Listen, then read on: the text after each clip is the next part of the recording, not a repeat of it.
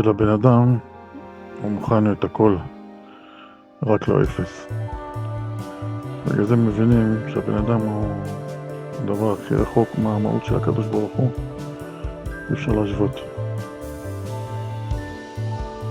בגלל זה הקדוש ברוך הוא בדיוק הפוך, אפס. והבן אדם הוא רוצה להיות משהו, להיות אחד. לחזור לקדוש ברוך הוא, הכוונה לחזור לאפס, אחרי שהכרתי את האחד, זה כל הסיפור.